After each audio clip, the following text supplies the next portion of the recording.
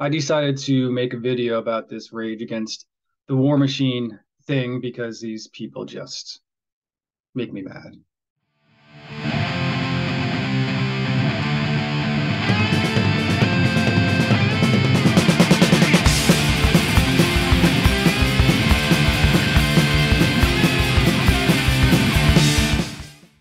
In many ways, Rage Against the War Machine is a culmination and manifestation of observations regarding the dirtbag left, alt imperialists, whatever you want to call these people, over the past 6 months or so.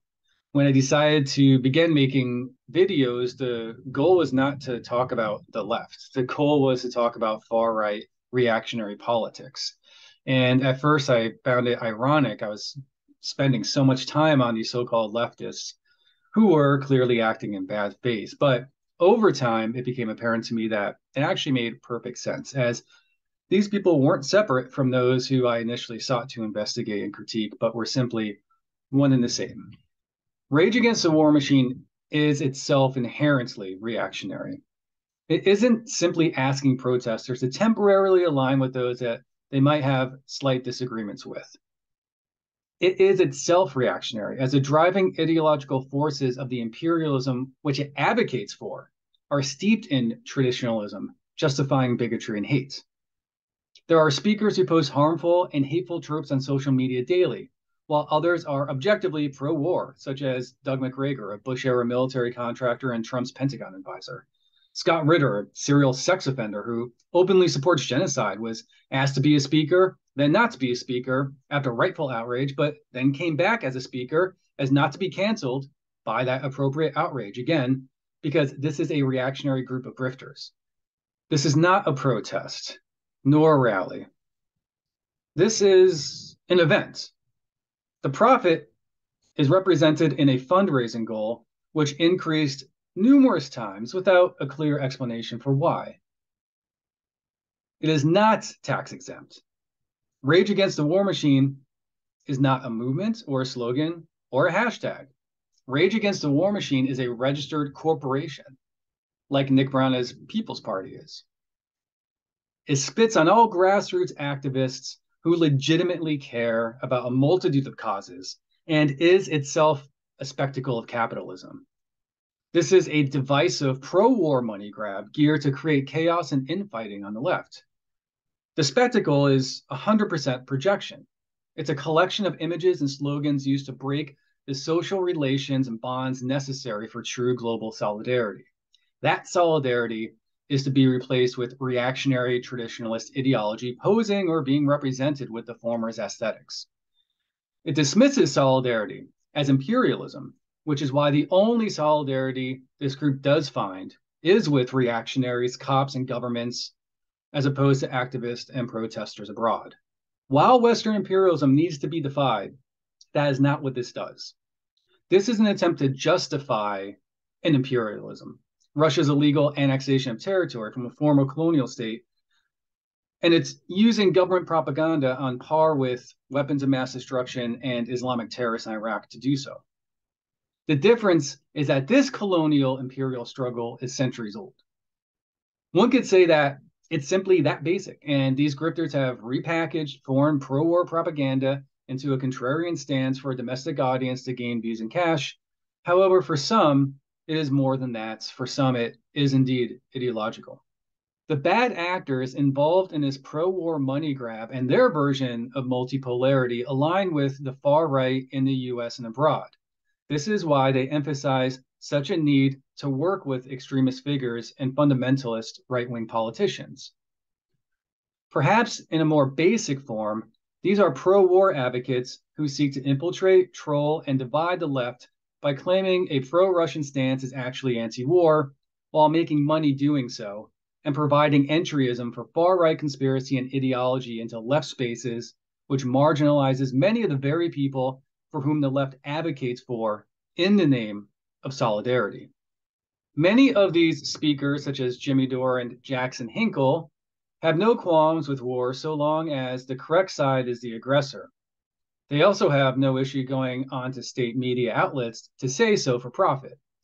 They have no concern over human rights violations and often promote conspiracy and state propaganda to deny their existence.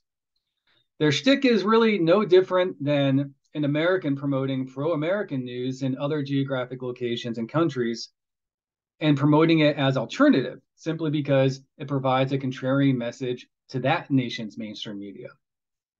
Taking Tucker Carlson and promoting those talking points in Russia might accomplish the same task.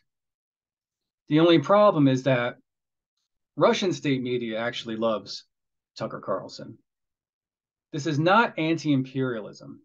It is anti-some imperialism while being fine with other imperialism and oppressive, abusive governments whose stance against the Western hegemon is predicated on opposition to concepts such as universal human rights.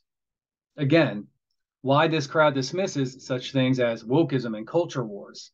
They are themselves the reactionaries. To that point, this is a group of professional entertainers and lifelong third-party hustlers that, aside from surface-level rhetoric, align with, or at the very least are sympathetic towards, reactionary right-wing politics.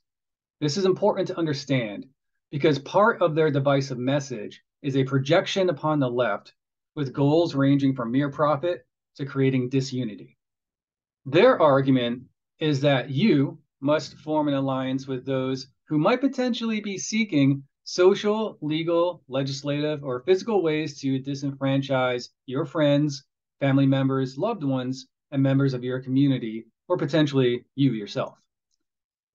That we must look past those causes to unite in another cause, which to these people is superior, as they minimize your cause, your family's cause, your community's causes. This, my friend, is the essence of fourth position theory. The main action point in this abhorrent book is that all must join, including the worst, in opposition to the Western hegemon. So you work with bigots, dictators, fascists, proto-fascists, and right-wing fundamentalists while dismissing those who are being harmed in doing so, potentially to defeat Western neoliberalism. And not only in critique of foreign policy, while excusing and justifying those policies of other nations, especially Russia, but in ideological opposition to minority rights, LGBTQ rights, and overall human rights. Speak of solidarity with these populations in this group, and you'll immediately be labeled CIA to deflect from the consequences of what it is that they are proposing. In a moment of astonishing honesty from this group, Jackson Hinkle stated as much, or at least suggested it. Hinkle had a debate, in quotes, with Michael Tracy, for whom I regularly disagree with myself. I have no doubt that this was as authentic as professional wrestling. However, the response to this debate is very telling. Hinkle says, supporting Russia is anti-war. Russia isn't battling the West or Ukraine. It is deeper than that. They are defeating absolute evil. This is the last war against humanity. Russians are the only people who have found it in their hearts to defend truth. This provides insight because it shows that there is a ideological through line in this support with Russia and potentially in this Rage Against the War Machine movement itself, or event or corporation or whatever it is that you want to call it. Now, you might be saying, okay, but Jackson Hinkle says a lot of dumb things, and that's true. But it isn't he who created this narrative. It's actually the political and ideological forces behind Russian imperialism for whom these people are directly or indirectly advocating on behalf of. And if you're watching this slide, I have various images of Russian politicians talking about how the battle in Ukraine is a battle against Satan. I have a headline of Putin talking about how the US wants to push gender perversions on Russian youth. And I have a quote from Alexander Dugin from fourth position theory, in which he is saying that post-modernity, represented by the West in this book, globalization, post-liberalism, is easily recognized as a kingdom of the Antichrist. There's a lot of ideology involved with this, as well as all of the extremists, whether they be racial, whether they be traditionalist, what have you, Eurasianists, etc. And that can get complicated. But it's important to note that Hinkle actually came clean for a moment about how this is more than just the West or Ukraine. In this theory, having solidarity with marginalized and oppressed groups stands in the way of multipolarity, advocating for other forms of imperialism. And in this case, specifically Russian imperialism, which, by the way, is why the focus is on the Ukraine war specifically. Doing so, having solidarity with human beings internationally, is depicted as a form of Western chauvinism.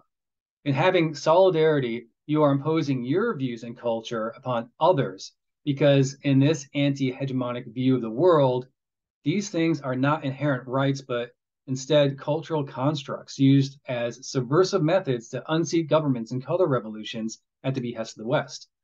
The people involved matter nothing to that scenario. Rage Against the War Machine has no international solidarity with people, but instead governments. Power is not the issue for them, but simply who wields it and how that benefits them personally. This is why these folks refuse to criticize governments worldwide. In fact, unless activists are aligned with their political perspective, the victims for whom the left shares solidarity with are dismissed wholeheartedly, while cops and governments are supplied excuses. This, in and of itself, is divisive, of course, either by design or stupidity. This serves to fracture the left and replace it with a reactionary, imperialist, or perhaps sub-imperialist ideology. This is why these folks have meltdowns over Red-Brown Alliance critiques and immediately equate this to communists working with Nazi skinheads, for which they would never do. The framing of it in right-wing caricature, coupled with deflection to other critiques, is a mechanism implemented to dodge what is clearly apparent not only to the left, but to these people as well. What is apparent is that they are aligned with reactionary forces for whom they are demanding nothing of to join in this alliance, while all others must overlook those same forces that directly or indirectly seek to disenfranchise them. The left knows the opposite to be good faith, that anyone is welcome to join in solidarity for any number of causes, but in order to do so, they must leave their baggage at the door. It is incumbent upon them, as it was the Young Patriots, to leave their garbage behind, and obviously not incumbent upon those targeted by it to make accommodations for it. What these people are calling wokeism or culture wars includes not only victims of imperialism, which they don't care about, but also members of the working class. Both include minorities who face institutional, social, and legal prejudice in many countries, as well as LGBTQ members, etc. This is ignored by these people because they use a fake anti-war stance and misrepresentations of Marxism to justify their reactionary politics, which at the end of the day is all that they offer.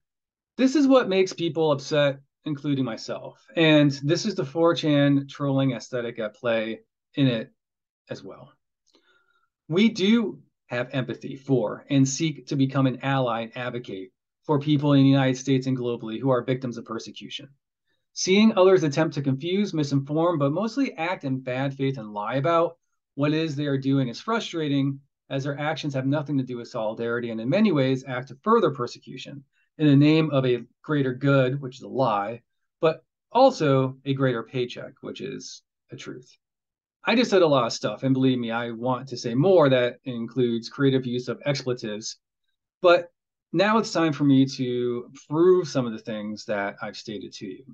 To help me with this, I'll be talking to Renee Johnston. Before that discussion, I'd like to add a bit of context. I made a series of videos about half a year ago that discussed some of these very topics in depth. One is called Nazballs, Why Are Left Accounts Posting Right-Wing Content? And the other, Left-Right Alliance, Marxism, Campism, Alt-Imperialism, and Faux Populism. Quite a title. One showed the ideological origins of Dugin's politics, focusing on Weimar politics of National Bolshevism, and the framing of Western powers, United States, Great Britain, France, being symbolized in the Versailles Treaty, the League of Nations, multiculturalism, and alliance with Volk, literally and conceptually as a template for which Dugin uses to justify his excuses for Russian imperialism. In his narrative, it is the US, EU, and NATO against traditionalism and various forms of bigotry. Inherent in that recomposition of Weimar era politics is the destruction of Ukraine as part of the Novorossiya project to expand Russian territory, sometimes based on race. This, along with the financial interests, is why the Rage Against the War Machine crowd has chosen to focus on Ukraine. Bad faith Western actors are copying this rhetoric themselves in the form or Trojan horse of multipolarity and Russian propaganda. The narrative linchpin in my previous video describing this far more in depth was fallen cult leader and sexual abuser Caleb Maupin, as he has direct ties to Alexander Dugin. Caleb is part of the pro-war money grab, by the way, as CPI is a sponsor. He shockingly got so upset at this observation that he decided to make an hour video on it. The ecosystem and cross-pollination of those like Jimmy Dore, Caleb Maupin, and Jackson Hinkle was discussed in the other video about left-right alliance that showed the inherently reactionary politics involved in their messaging. That video also discussed the People's Party as a political manifestation of this ideology, which to that point had largely been relegated to grift from YouTube channels. That video showed how it isn't imperialism that's rejected, but imperialism which competes with other imperial or sub-imperial powers, specifically Russia. Solidarity with oppressed peoples is redefined as neoliberalism and merged with Western foreign policy to create a neoliberal hegemon similar to what Dugin writes about. Domestically, that meant aligning with MAGA, the current political manifestation of reactionary right, anti-Semitic, racist politics in the United States. The working class and rural America is redefined into this political manifestation by those with little to no authentic connection to those people or areas. That checks the box for a modern book, so essential to Weimar National Bolshevism, but also to Dugin's conservative traditionalism as a key tenet to his multipolarity.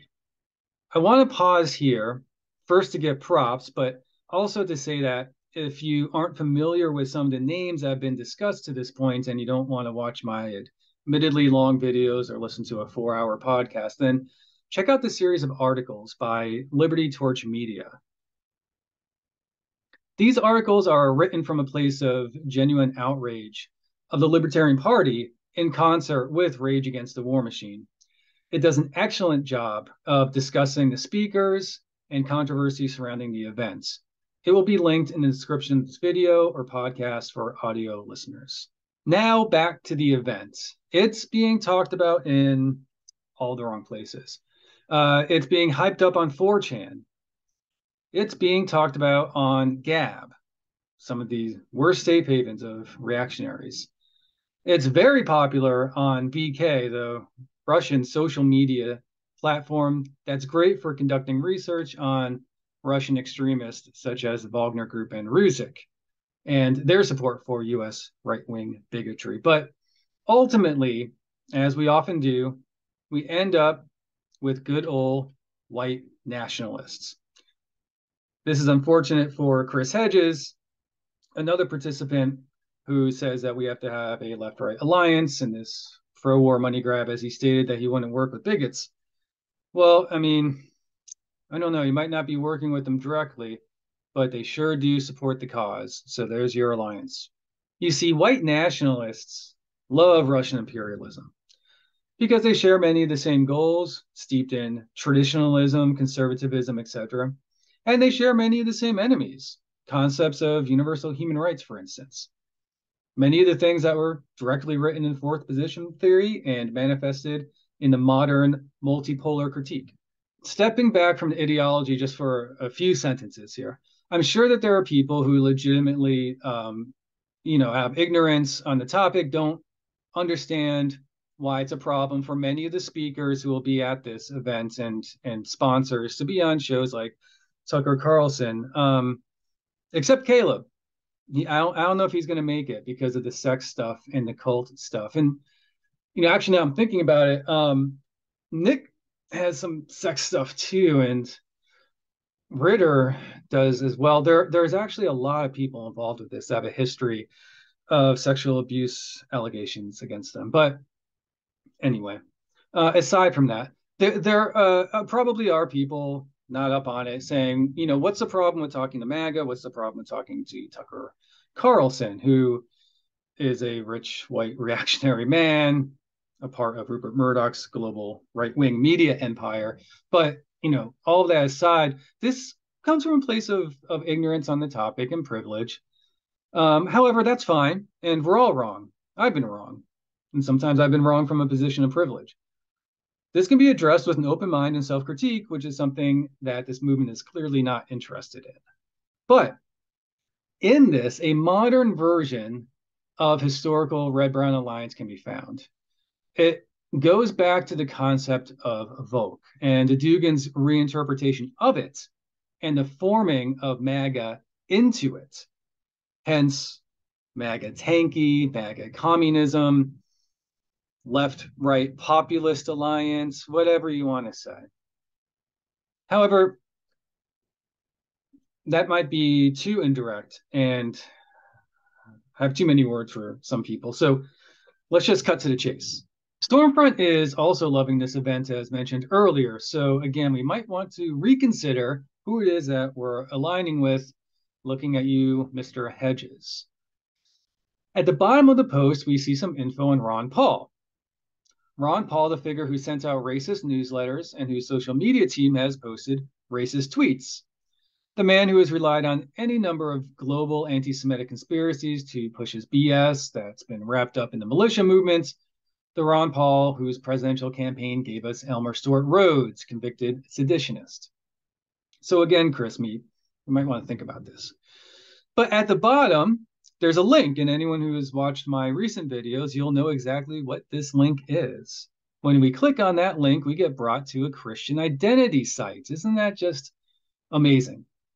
Christian Identity being one of the players in the coalition formed during the 1950s, which evolved over the 1960s and 70s of anti-Semites, racists, and anti-desegregationalists, anti-communist, and tax protesters, which birthed organizations like the Aryan Nations, which also served to form the modern, mainstreamed extreme right of the United States, for which the people at Rage Against the War Machine are saying you should align yourself with. If you want to learn more about this, watch my last video.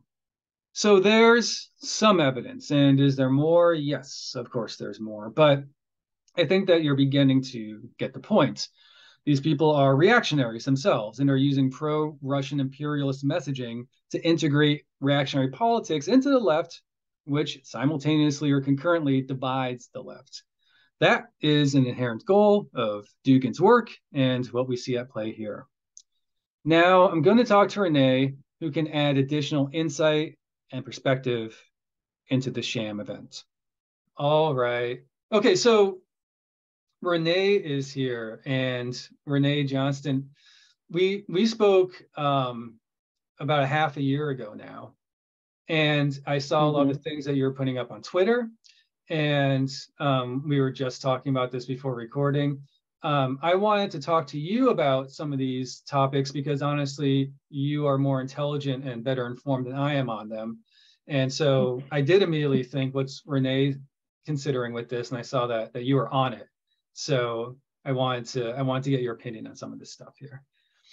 And when we met a while ago, 6 months ago or so, we were talking about the People's Party back then and the issues with it. And we talked about a lot of issues, but I was thinking about some of the basic organizing issues that you had discussed, talking about the structure of it organizationally and what that meant to Nick, who is kind of the head of that.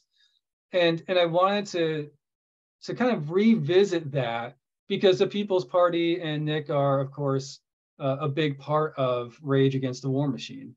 And so I wanted to start with that, because I think it's going to lead to some questions about what's going on with Rage Against the War Machine. So with the People's Party, I mean, just how it was organized and how it benefited Nick and some of the finances with that. What do you recall about your experience there? So the People's Party as an organization was supposed to be starting the new third party, right? They were going to be breaking the duopoly. And they initially set up, I believe, as a 527, and then they became a 501c3. And there were all these very questionable, like, what exactly is the fiscal responsibility of what the organization was. In the end, the org itself, which is actually People for a Working Democracy. It's not actually Movement for People's Party. That's kind of what they morphed into in one of the DBAs, is owned by Nick. So he is responsible for, it's his name on the dotted line, right? And so once they did their like little fake voting for who was going to be the chairperson for the national committee, and he got voted in by like whatever, it was like 2% of the people or whatever. So you know, he's still in charge, and his father is the head of the finance committee, and they file taxes, but everything's very like, it's very gray, like it's very smoky, right? It's all smoke and mirrors. There's a ton of stuff because you don't have to, by IRS standards, there's certain things you don't really have to lay out very clearly. So they use all of those loopholes to their absolute like benefit. So there are large chunks of money that just get combined into one amount and they're not tracked, and there's no way to tell like where exactly that money went and what it was spent on or who exactly it came from. You know, so in the end, the organization itself is as murky as the two parties that already exist. And on top of that, we're now working on like 6 years. They haven't run one candidate anywhere. They were going to fight in Florida, I think, for somebody who was maybe going to run for a sheriff's seat or something like that. And that didn't pan out to anything. So they're like a, you know, it's like a empty sandwich, right? Like they've got no no filler. They're all like it's all the stuff on the outside, and there's no substance in there. There's nothing going. But meanwhile, Nick is collecting a check. We found out that he pays himself, I think, like $17.50 every other week to do what? We're not, no one's actually sure. That is in the IRS documents. Yeah, he's making a little bit of money. I think he still lives with his mother, so I'm sure that money comes in handy since you don't have to pay rent. That was mean. But so the People's Party as a legal entity, I suppose, or from the view of the IRS, is an organization that's literally owned by Nick, and then his family members are involved with the financing of that, right? Yeah, they have there's a few people listed for like within, whenever you have your articles of corporations, you have to list the different people who are head of specific things within the organization. So there are people outside of Nick's family that are listed in the actual documents. I don't know how many of those people are still actually part of People's Party. They're not. I don't really see them doing much outside of like tweeting. So I don't, and I'm blocked. So, I only know what they tweet when somebody else sends it to me. Yeah. So I really don't know what purpose they're serving.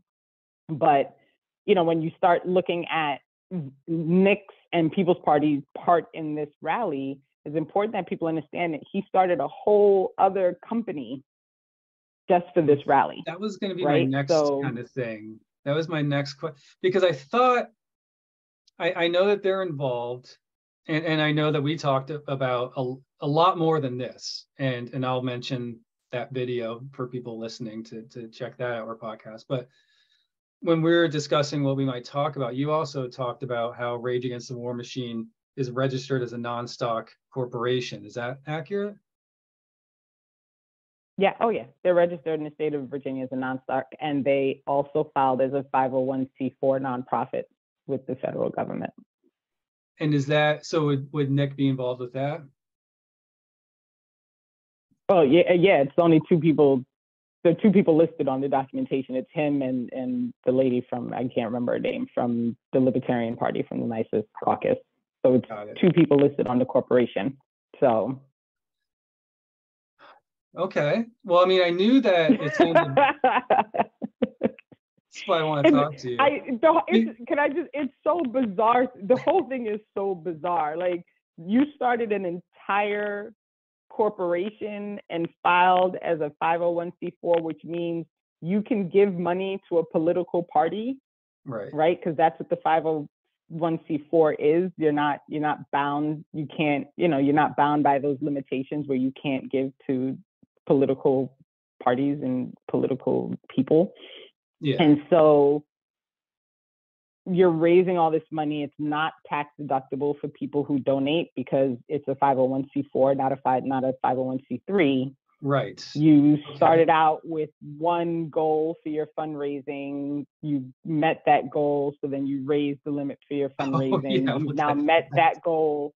Right. You've met that goal. You've surpassed it. I mean, they're at like $88,000 now, right? I'm still not. Or $83,000. They haven't turned off the fundraising. The goal was $68,000. I'm not even there yet. I'm still trying to figure out how there's two names on this corporation. I mean, it's just, I can like see when things are a grift. Like, I know if I'm getting conned. I'm not as intelligent about this stuff as you are, but I know the basics. And looking at this, I was like, this is a grift, and then you see some of the people involved and you're like, okay, they're making money on this. I get it.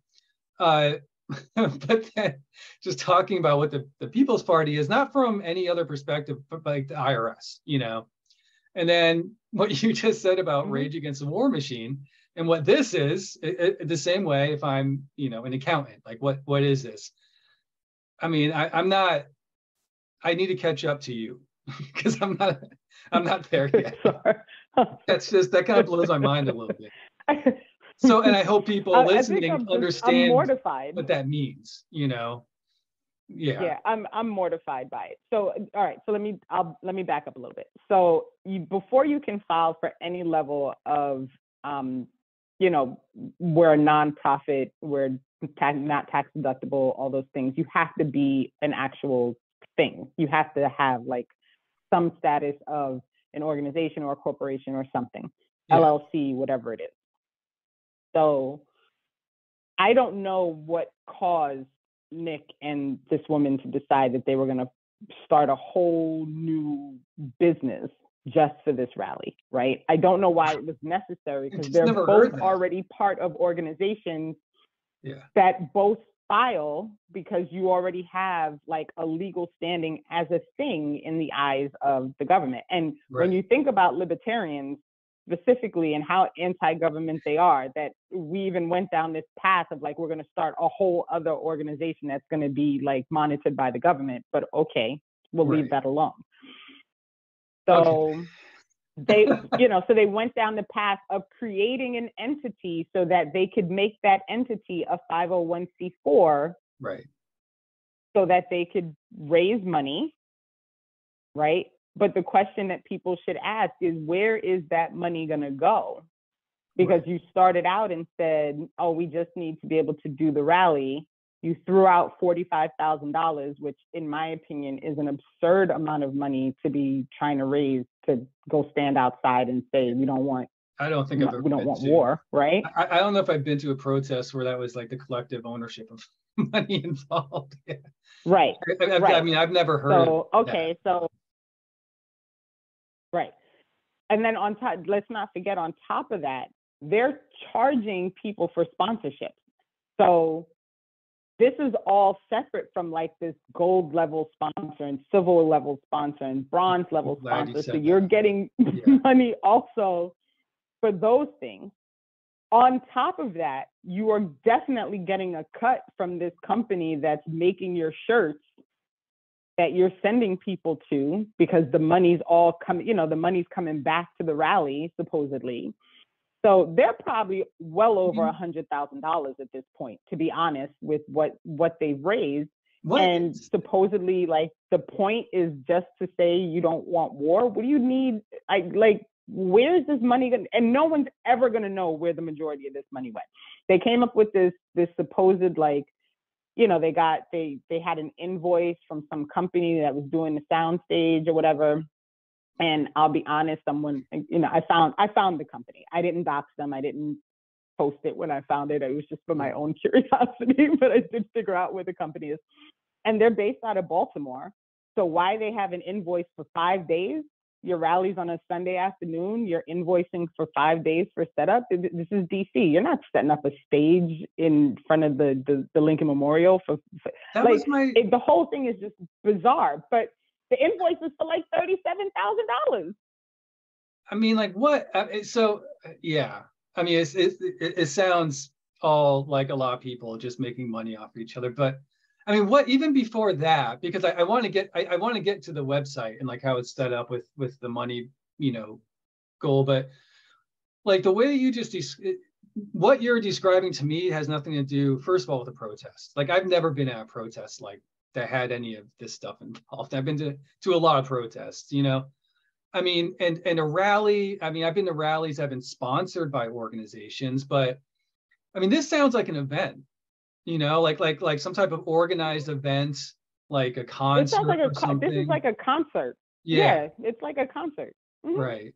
I mean, Yeah. well, it's just. I mean, Jimmy Dore and Hinkle were together on something, and I don't watch either one of them. And Yeah. I was on with someone else, and they played a clip of the two of them talking, and they're like, "Oh, it's going to be a great time." Like, where are you going? Are you like, are we going to a comedy show? I don't. Right. I don't understand. I don't understand. Like, this is supposed to be the kickoff to the anti-war movement. Right. How? Yeah. So, you know, I mean, I think, and a lot of people have made it, and maybe we'll get there, maybe we won't. But you know, the idea that it's not an anti-war movement, like, or an anti-war event, like we know that, right? A lot of people are fine with war, but it's also just not even a protest. You know, like I hadn't cognitively gotten there either, but yeah, I mean, it's not, to me, that's not a rally or a protest. This is an event, and there's going to be a lot of money made on that event, and it's kind of posing or presenting as a protest, I suppose, or a rally, but kind of like the People's Party and this Rage Against the War Machine as a corporation, that blows my mind as well. You know, I think about, I'm naive when I think about these parties, you know, and I say, well, you know, generally these are, you know, like grassroots organizations that you kind of have to scrape by, and you meet up and make your own signs and things like that.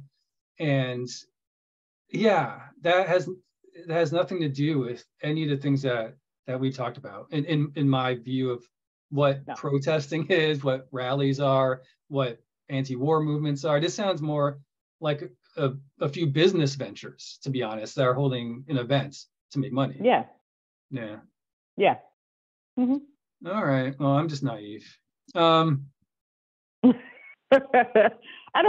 don't think you are, because I think a lot of people see anti-war, Rage Against the War, and they're like, yes, we got to stop war. Sure. Which, that's totally reasonable, right? Yeah. And I don't even begrudge like that you're doing like we want to stop wars. I just don't like the lie. Like, it's a lie. It's right? a lie. Like it's a lie. You're bringing a lot of people who aren't actually against war, right? Oh, and you're giving like that's a whole other range, right? It's a whole other, like, we don't even need to get there. It's like what you're doing isn't that. Forget the people involved. It's even just the way that's being organized isn't that. This isn't an anti-war protest, right? You know, but maybe we'll get to. It's to make money. It's to make money. This is my honest opinion.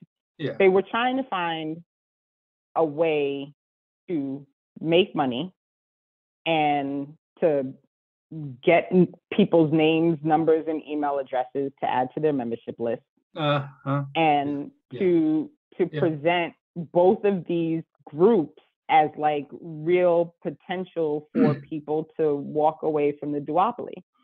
Now, the reality is the Mises Caucus has caused such a problem within the Libertarian Party that they are totally split the Libertarian Party, because they're people who don't want any part of what the Mises Caucus is about, who are the old school libertarians. For people that don't know, what does that have to do with Rage Against the War Machine? So because it's a 501c3, yeah, they can give their money to a political party. The right. People's Party is not a political party. Right. They are not a political party, right? They've gotten like limited partial party status in some states, which requires them to actually be like active and run people and get signatures, and they don't have people to do any of that stuff. So that's not happening. The Libertarian Party actually exists. Right. It's actually a political party. They actually have state parties. So is that where your money's going to end up going? Possibly. You're never going to know if that's where it ends up going. Yeah. They're never going to tell you that. They're listed on the website as a sponsor, right? Mm-hmm. So, right. Yeah. So before we do that, with the opaque fundraising, I've participated in fundraising goals, and you go on a website or something, or maybe it's not even that tech, it's analog, and you have like a poster board and you color in with a red marker and you say, we're here, but in all forms that I've been involved in with, either it's politics or nonprofits or volunteering, whether it's a piece of cardboard that's cut off or whether it's a website with a strip or something, there's an end to it, right? Because there's a goal. And you started talking about this. That's not what happened, at least, or is happening with Rage Against the War Machine, right? No. So when I first got hip to like the whole fundraising thing, they were trying to get to $45,000. Right. People were asking, why do you need $45,000? And they were saying, stage and speaker fees, whatever. Yeah. Whatever stuff that they were putting out there for why they needed that much money. So they got to the $45,000, and then it went up to $68,000 because the fees in DC and I don't know any fees for anything in any state where you're going to spend $20,000, but okay. Yeah, maybe they're just planning and they didn't know that, right? Fine.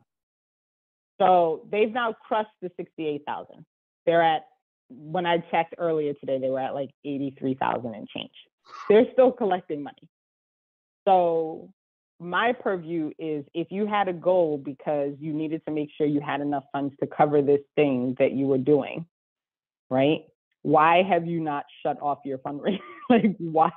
You didn't announce like we're gonna up it again to 85,000 because these things are needed, right? It's just gonna keep going, and people are never gonna know where their money went. And that for me is really problematic, because for some people it might not be a big deal to give $100, to give whatever, but for some people who are legitimately just anti-war and they're going strictly by what the website posts as their like 10 demands or whatever it is, and they're hoping to be a part of something that's going to push towards actually ending war. Yeah, I just don't see that that's where the money's going to go. And Nick has a proven track record of being really shady with people's money. And so I don't have any faith that he's going to be any less shady than he was and still is at MPP with people's money, that he's going to be with this rally. So he has now created a new funding source because, MPP is a mess and they've been consistently spending more money than they're raising. And so he's just simply created a new source of space where people can give money for him to collect, because you can technically pay yourself anything as part of a nonprofit. There's not really a limit, as long as if someone sues, you can prove that it was reasonable, to pay yourself that amount.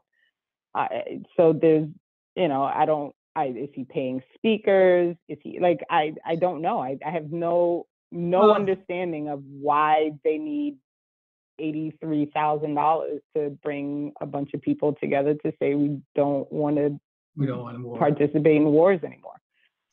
There, even with that, there's just listening, and the more cynical side of my existence, I'm listening to that, and it can, you can make a lot of things a reality, right? And so, even if you're saying maybe these are speakers' fees, a lot of the people who are speaking are just buddies with these guys anyway, and they go on each other's podcasts and they go on each other's YouTube shows, etc. And I mean, to me, it sounds like you're making a job for your friend as a kickback, essentially, and that we're all going to make good money on this one, right? But if the public asks, you can say, well, yeah, but there were additional unforeseen licensing fees and things with the city and state, and then also we had these speaker fees, but a lot of that is your buddies and friends, professionally or otherwise, that are doing the setup or are doing the speaking. We're talking about a lot of these people. To me, that's what I, but it is. Yeah. And I mean, that's how it feels to me. And, these people, not for nothing, but Jimmy Dore's a millionaire. It's not even like they're bringing together people who are like refugees and like none of these guys. No, these people aren't. People are not.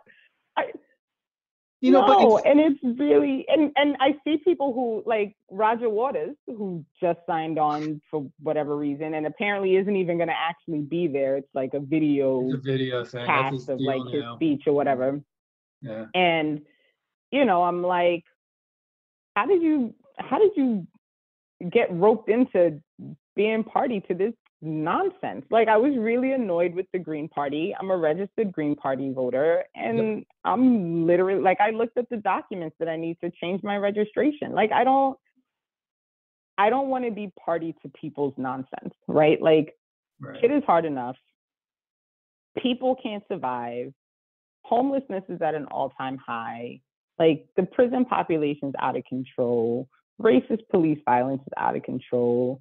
People are still going broke with medical bills. Like, there's so many things that are wrong. Like, I don't want to be party to a group of people who signed on to give legitimacy to fucking nonsense. Like, I don't it's a spectacle. There's no interest in being a part of that. It is. I was talking to you a little bit before, and I was like, I don't want to. I had that cognitive mental health check of like, do I even want to get involved in this topic? Because it does piss me off, and it does because it's a spectacle, and in a sense, stepping back from it, whatever thing that you're involved in, and there's many great causes, and people are involved in a lot of different things. The thing that is upsetting, and with purpose, I do believe that there is carryover from that 2015 2016 4chan culture of trolling.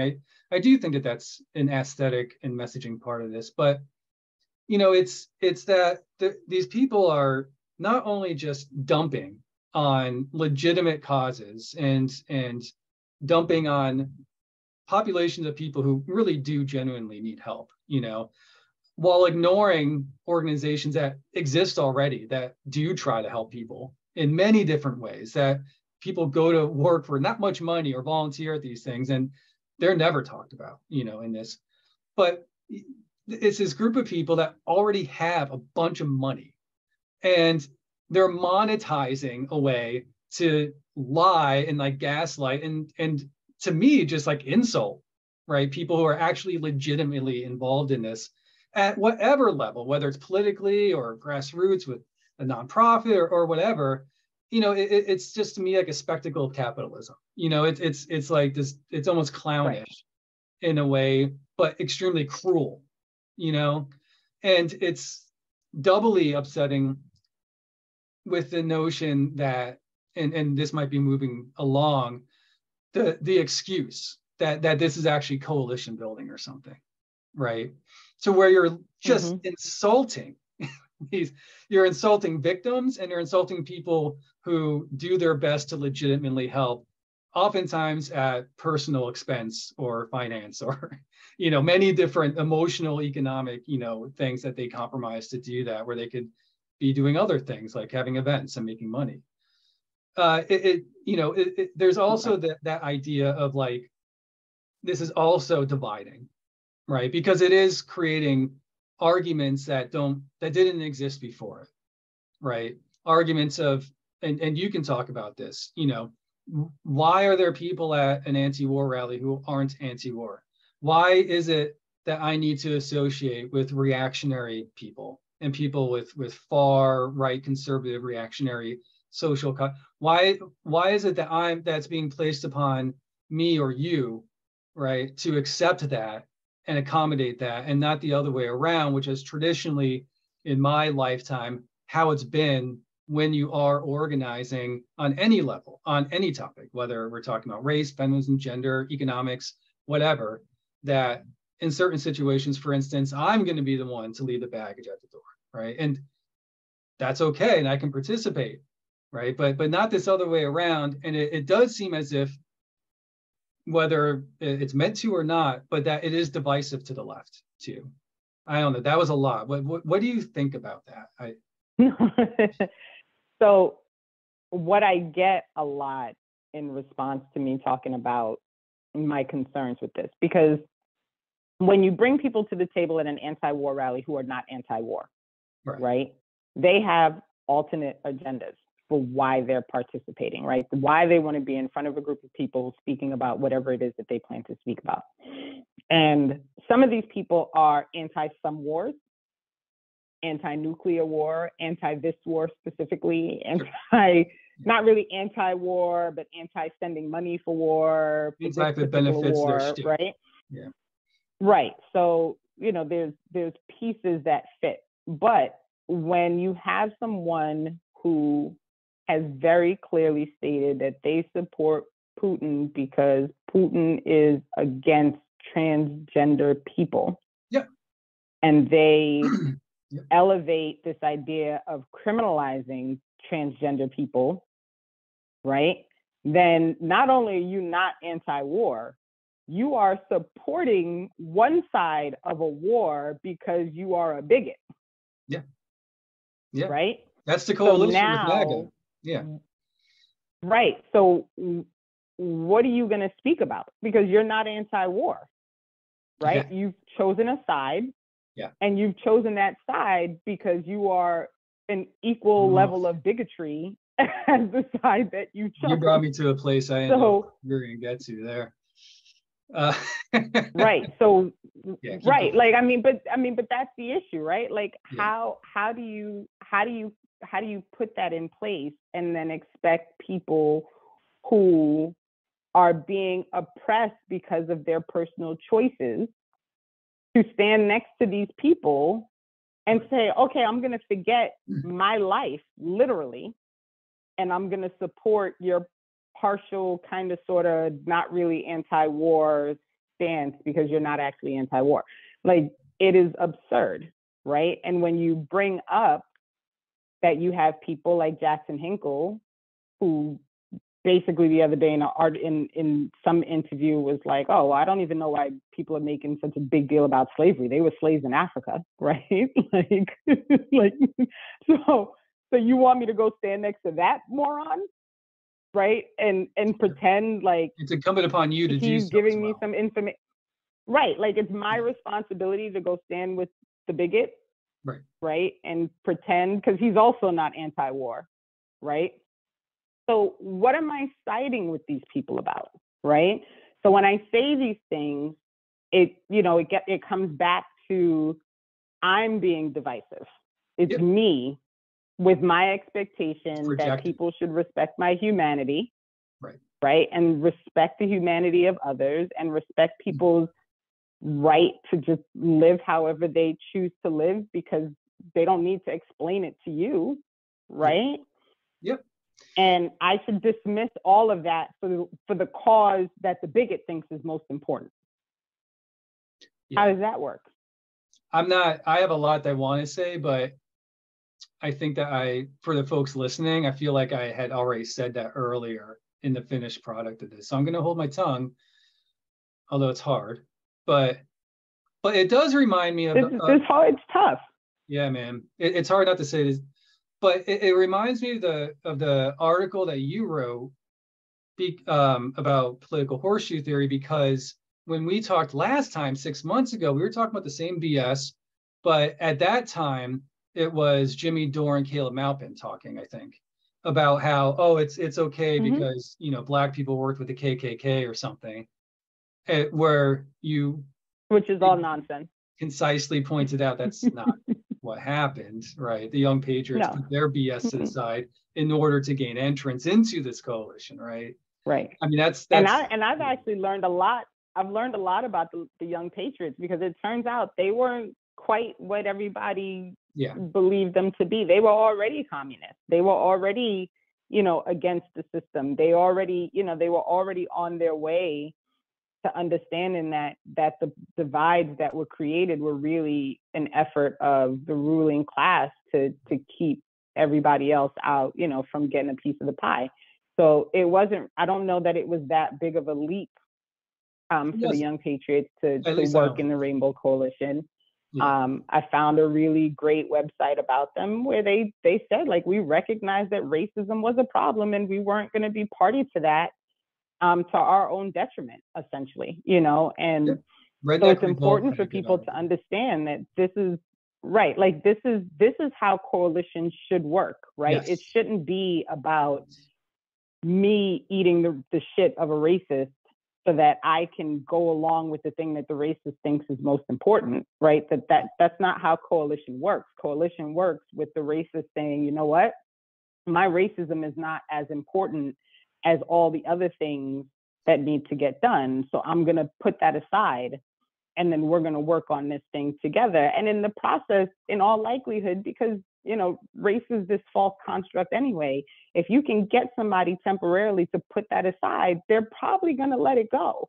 Because it doesn't take long to realize that these things that you believe in your mind about other people are simply nonsense, right? Like, in the end, race is like this fake thing that was made up to make sure that you feel like you're better than me, so that the people at top can say, like, okay, so you get this little bit more than she gets. Yeah. But it's not based on anything real. When I hear, go. No, it's okay. It's the same thing. Like, it's the same. Yeah. It's the same constant, like, perpetuation of, you are the one who is allowing this division to continue. And instead of recognizing that it's okay for me not to want to participate in that, you are then going to gaslight and blame me for the division because I simply want to be respected because I'm a person. Yeah. And I do think, optimistically, a willing suspension of disbelief that there are some people who are just ignorant about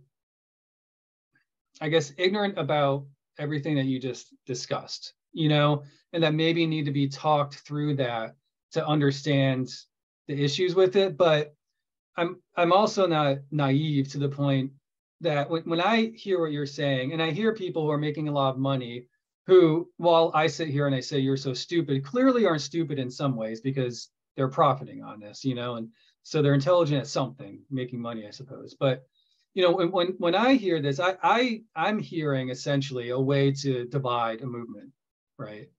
Of me coming in and saying, you know, look, the old way didn't work, or whatever. This is the new way. This is the new hashtag. This is a new corporation. This is what we're doing. We're all coming together. But by the way, right? You know, you're an African American woman. We're not going to talk about race in this, right? And we're going to have folks like Ron Paul, you know, be involved, and we're going to have people like Jackson Hinkle, you know, be involved, and you know, it's and really, Tulsi Gabbard, like, it's your bad if you say anything. Yeah. To me, that's that's done purposefully to divide, right? I mean, again, and I think some people are dumb. And it's also done to silence me. Oh yeah, right. It's also done to silence me, though, right? No, it's done to insult. It's also to make sure. It's also to make sure that I am put in my place as a Black person to be reminded that the things that are material to my ability to survive and thrive in this country, I am reminded that those things are not important. Yeah. Right. That's not as important as the thing that the white people who are right now in charge of this thing. Before it was, it seemed like, before it was class, right? And they talked a lot about economics, Medicare for all, and things like that. Now it's the anti-war movement, you know, and they've shifted to that. But yeah, you know, I mean, first of all, it's marginalizing you, right? And so you're no longer a part of this movement because you got upset because of your race stuff, right? So now you're not part of the anti-war movement, right? Mm-hmm. And if I say that's messed up, you know, but I'm a white guy, and I'm like, what you're saying is messed up, then I'm woke, right? And all of a sudden, I'm a woke imperialist or something, right? And I'm no longer a part of the anti-war movement. It seems to me like it's just breaking apart these different movements, you know. And I don't, you know, it could be giving these people too much credit. I don't know, but I mean, I think first and foremost, it's probably about making money, you know. And but when some of the things that you said were extremely insightful about looking at the global hegemon, right, or the West, or imperialism, right, and you talking about like certain laws in Russia, for instance, and how those have been latched onto by people. I don't want to get into that because I think I covered that earlier, but I do think that there's more to it than just making money. I really do. And maybe that's me being conspiratorial, but I also don't know why you bring in someone like Ron Paul, you know, or you bring in like musicians that, you know, have played for like the Oath Keepers and stuff. Like, I don't know why you choose to do that unless you do have another goal, right?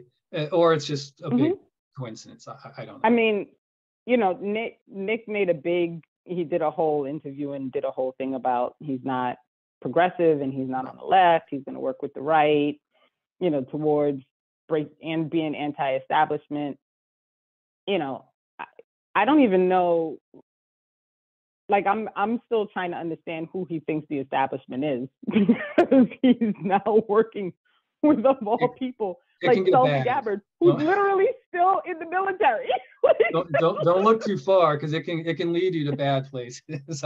I've been in those places. Right. I mean, it's you know, it's bizarre to me, and I just want people to be honest, right? And I said this to you before we started filming. I think, like, if you want to go out and be a bigot, and you want to raise money because you're a bigot, and you want to bring all the bigots together, and you're all gonna, like, you know, chant and dance and talk and do whatever you're gonna do and enjoy your bigotry, there are plenty of people who will fund that. Yeah, just do it. I mean, literally, there are a lot of people who will give money and appreciate your bigotry, and that's fine. Do not hide your bigotry.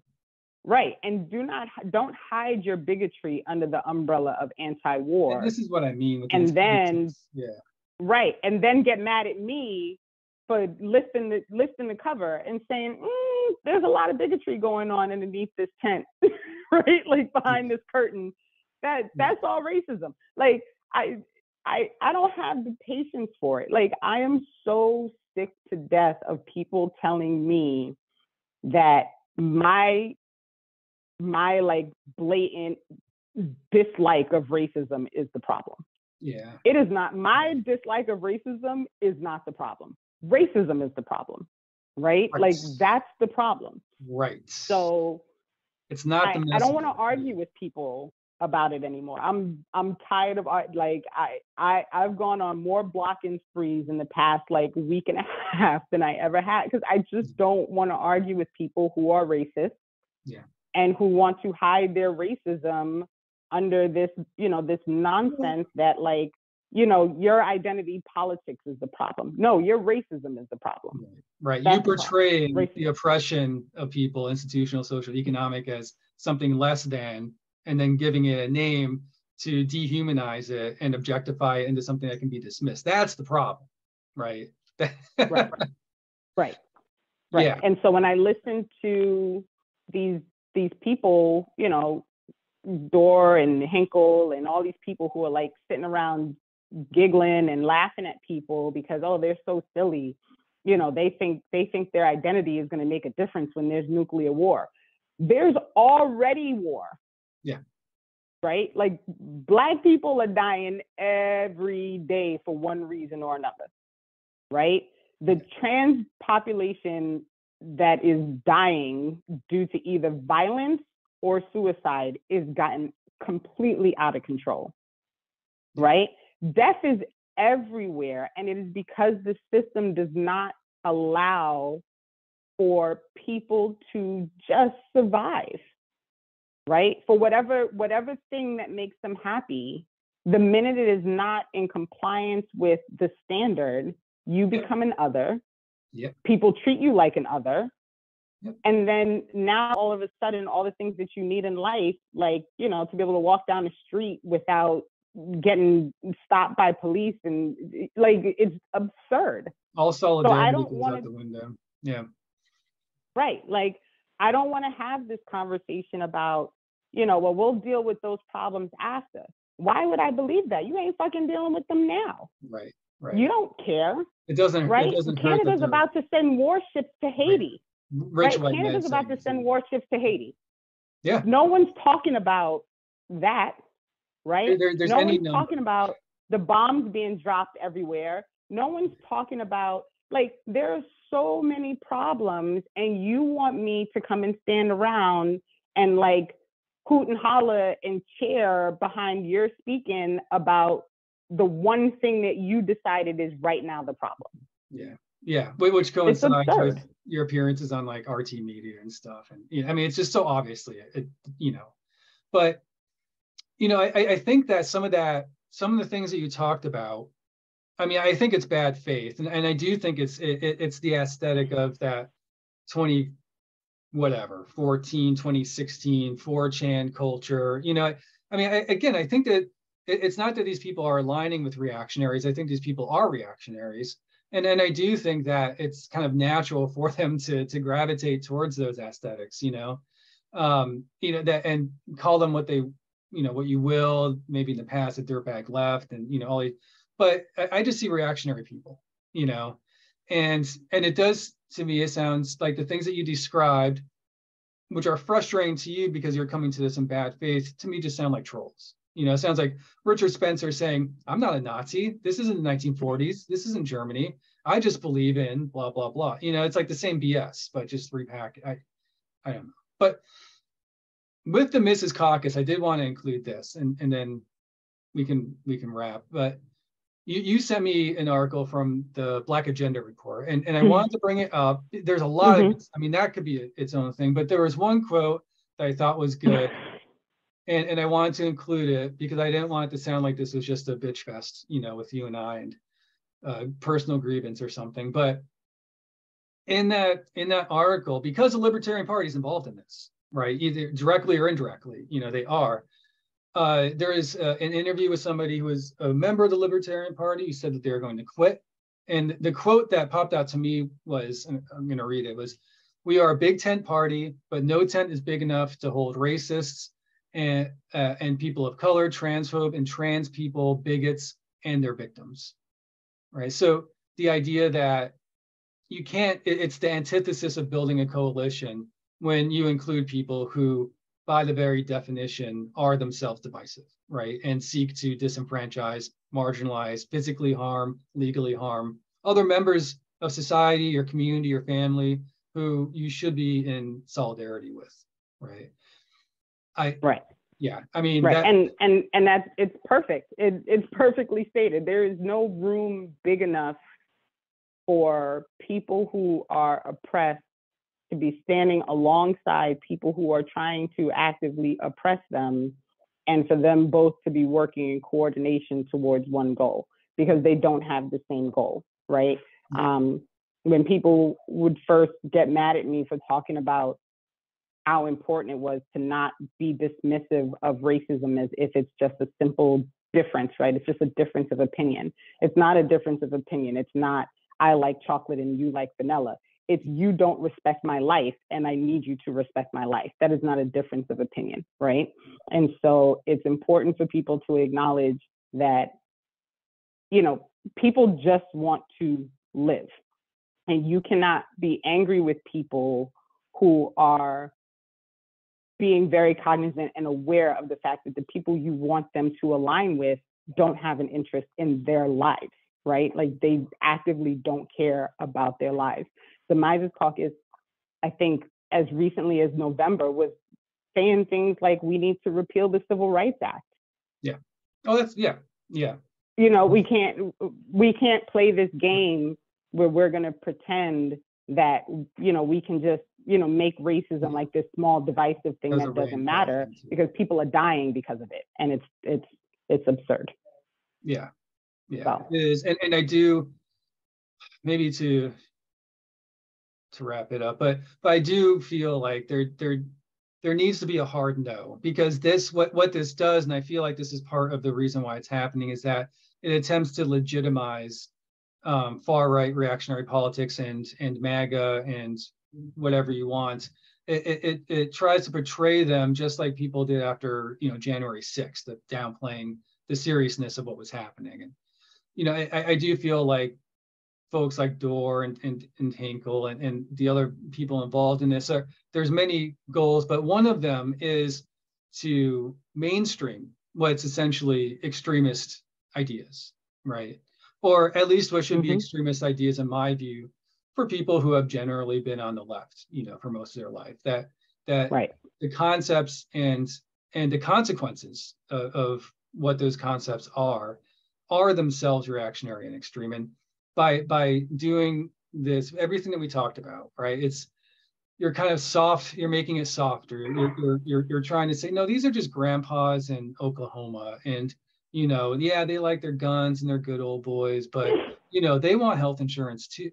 No. Like I do feel like there needs to be a hard line of like, yeah. So if those people would like to enter into a coalition, right? Like the Young Patriots, they can, and no one's telling them they can't, but they also can't bring all their bullshit either, right? And that's not coming upon, and it goes back to that. I do feel like that's a part of it too, and that there needs to be a hard no in solidarity, and maybe out of all of this, there could be silver lining, right? In which people on the internet and people in the grassroots and people out on the streets will find solidarity in rejection of this BS, right? You're right. And if you welcome people who bring these types of ideologies to the table, what reason do they have to let them go? Right. There's no reason for someone to let go of their bigotry, their racism, their misogyny. There's no reason to let any of that go if they're accepted as part of the coalition with those things. Yeah. There's no reason to let it go. So the minute you let it in the door, you can't get rid of it. Yeah. And it's absurd to think you can. Yeah. So. There's a lot more I want to talk about, but I'm not going to. That's a whole other.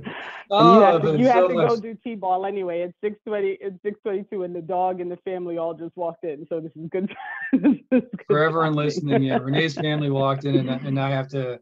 I'm a volunteer coach at T-ball, so I'm doing that in about 40 minutes. So I have to jump. But thanks for explaining this to me and explaining it to. You're welcome. You're welcome. There's a lot of new information involved in that talk. I really can't express how much I appreciate Renee meeting with me to talk about this on somewhat short notice. Her understanding of political organization and what that means structurally, legally, financially is just superb. And so I appreciate her giving that insight. But I also appreciate her giving her insight and perspective as an African-American woman as to what this all means to the people that she cares about, to her community, her family, and herself. And I think that while we know that this was not an anti-war event, that this was just the repackaging of pro-war propaganda from another country and having it be presented as a contrarian stance in a different geographic media market or location, while we know that this is an event, it's not a protest, it's a for-profit event. We know this is not a movement, it's a corporation. You know, we know all these things. I think that we also know this. The concept of forming an alliance with reactionary right forces in and of itself is divisive, and there's ideological ideas behind doing so. I think we know that failed, and that by the people I've spoken with and looking on social media and on different places on the internet, that there does seem to be a collective effort against this event or whatever you want to call it, that there is solidarity found against this divisiveness and this reactionary politics repackaged as whatever it is that they want to call it. And so I think that the silver lining in it all is that aside from making some profit, these people have ultimately failed.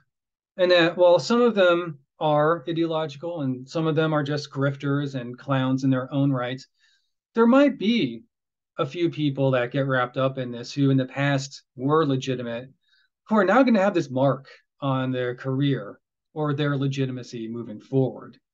It's going to be something that they have to reconcile, but that's not for us to do. So I think that this is a representation and a very powerful moment for the left in a time of post-truth confusion in which many people are coming together and coming together in rejection of this reactionary garbage.